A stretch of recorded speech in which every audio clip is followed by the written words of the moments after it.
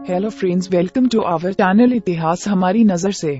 हिंदू धर्म का इतिहास बहुत प्राचीन है। हिंदू धर्म के इस चैनल में हम आपको बताएंगे कि आखिर में हिंदू धर्म का क्रमशः इतिहास क्या है। इसी तरह आज की हमारी वीडियो का विषय है, सुंदर रूप वाली पत्नी को श्रवण कुमार ने घर से क्यों निकाल दिया था।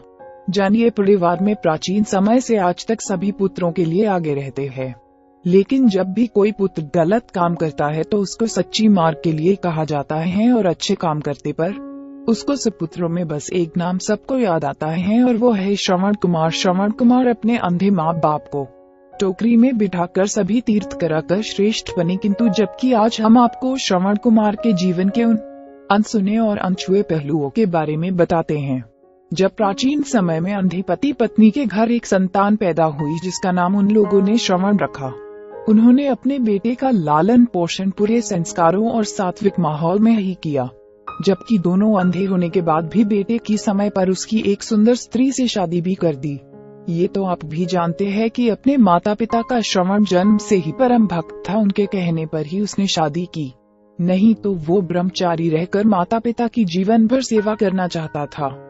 श्रवण की पत्नी सुंदर थी, लेकिन इन्होंने शादी के पहले अपनी पत्नी से एक ही वचन मांगा कि मेरे साथ तुम्हें सारा जीवन जीना है तो मेरे साथ तुम्हें भी माँ बाप की सेवा का अवसर मिला है, लेकिन तुम मुझे चाहो या ना, मुझे कैसे भी रखो, पर माता पिता की सेवा पूजा में कभी भी कोई कमी नहीं होनी चाहिए, एवं उनके सम्मान में भी कभी कोई कमी नहीं होनी चाहिए। जबकि एक कहावत कहते हैं कि मोर बड़ा सुंदर होता है, पर वो जब भी अपने पैरों को देख के रोता है, दीपक तले अंधेरा ही होता है। उसी तरह श्रवण की पत्नी को अपने रूप पर काफी घमंड था और अपने हाल में ज्यादा मस्त थी, यहाँ तक कि वो श्रवण के माता पिता की सेवा क्या, श्रवण के पीछे उनको काफी ज्यादा बुरा भला कहती रहती थी। एक दिन जब अचानक श्रवण घर आया, लेकिन उसकी पत्नी को नहीं पता था कि वो आ गया है क्या। तब श्रवण ने उसकी बातें अपने कानों सुनी। तभी वो अपने पत्नी को पीहर ले गया और सास ससुर को सारी बातें बताई एवं उसे पीहर ही छोड़ आया।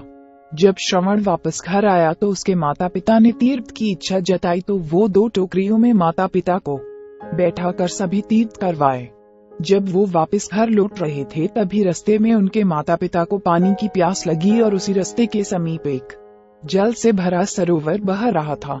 श्रवण उनको एक वृक्ष के नीचे बैठाकर पानी लेने गया था, और उधर राजा दशरथ शिकार करने आए हुए थे। जब सरोवर से पानी भरने लगा तो दशरथ से गलती पूर्वक श्रवण की छाती पर तीर मार दिया और वो वही मर गया। तब माता पिता ने दशरथ को श्राप दिए कि तू भी अपनी संतान के विरह में मरेगा, तथा राजा दशरथ श्री राम के वनवास के समय तड़प तड़प के मरे थे, और श्रवण कुमार कभी भी अपनी पत्नी से नहीं मिले।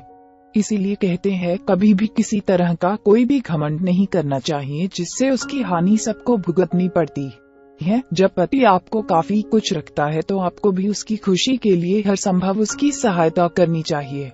हम उम्मीद करते हैं कि आपको इस चैनल के माध्यम से रोचक जानकारियाँ दे सके। आप अपने सुझाव हमें कमेंट में भेजिए, और अगर आप किसी कहानी या तथ्य के बारे में जानकारी चाहते हैं तो वो भी हमें कमेंट बॉक्स में भेजिए, और हमारे चैनल को सब्सक्राइब करें। धन्यवाद।